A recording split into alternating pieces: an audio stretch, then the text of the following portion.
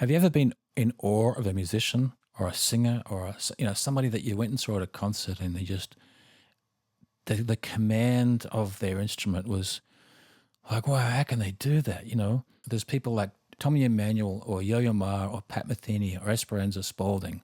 They make complex pieces look easy and fun to play. The first time I met Tommy Emmanuel, I was about 15 years old. I went to a club, snuck into a club called the Mansell Room in King's Cross, and he was playing in the Doug Parkinson All-Star Band.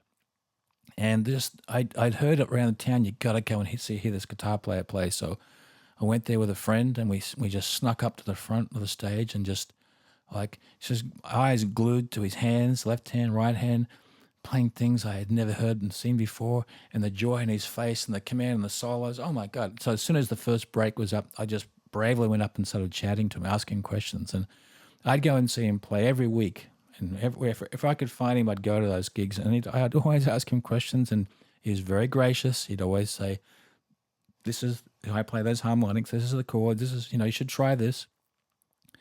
And it made a big impact on my life. And he played a Telecaster, and so I started playing a Telecaster. And that's what happens when you kind of have a hero in some sense. I practiced hard in those years. I really worked hard. And 4 or 5 years later, I was actually working as a touring musician. And a year or two later, I was playing in the studio. So Tommy had a huge impact on my life, and his little lessons helped me. But to become a master at that, I was probably maybe 10 or 15 years later of working that I became a kind of master as a rhythm guitar player. When I came to LA, I started getting work in studios because I loved playing rhythm too. Very happy playing electric guitar, and I've got lots of guitars and lots of amps, and I became good at doing that. And that's what I'm getting at is actually when you can play or do something with authority or command. And what I want you to learn to do, and what I believe will happen as you make this process your process, you will start learning to write songs with that same authority as a musician can do, like Tommy Emmanuel and Yo-Yo Ma and so forth. Those musicians and me, nobody came out of the womb playing like Tommy Emmanuel or Yo-Yo Ma. It was a learned thing. It was a practice thing. It starts off clumsy. They get their first violin or their first cello, and that sound. A school orchestra is not the greatest sound on earth. We all start there, but we have to work at it. And songwriting's the same. You think of Paul Simon, Sting, Dolly Parton, Taylor Swift, John Legend. Well, I could add such a long list of these writers. There's so many great songwriters. None of them started writing great songs. Their first songs were stinkers. Like everybody's, that's just how it is. That's the early songs you learn by trial and error.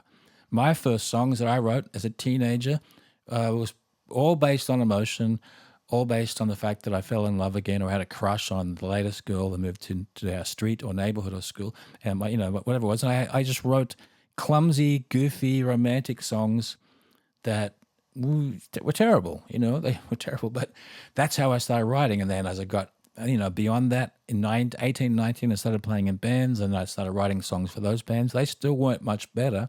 I didn't really have a craft. I didn't understand the process. I wrote based on feelings. That's how most people write it.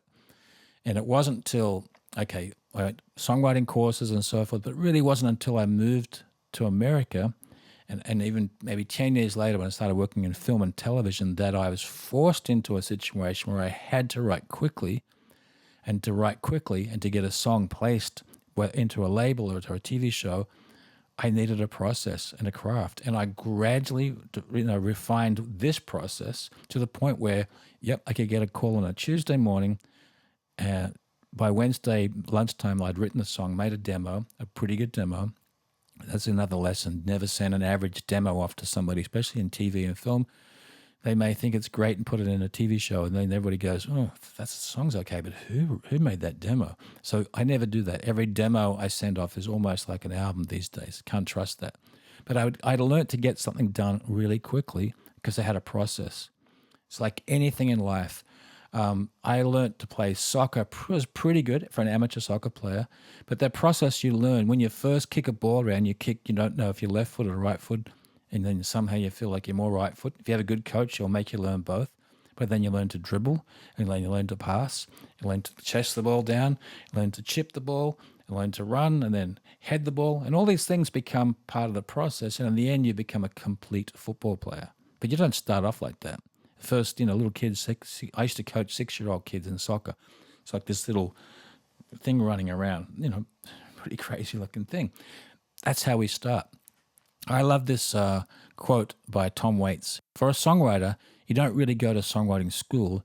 You learn by listening to tunes, and you try to understand them and take them apart and see what they're made of and wonder if you can make one too. That was the same for me. When I see Tommy Emmanuel play, and I'd go to see bands play who write songs. I've mentioned this before, but I remember seeing Little River Band. I was probably 13 years old. Glenn Shorrock singing, it's a long way there. And it's like, oh, wow. These guys, in that sense, were masters of their trade.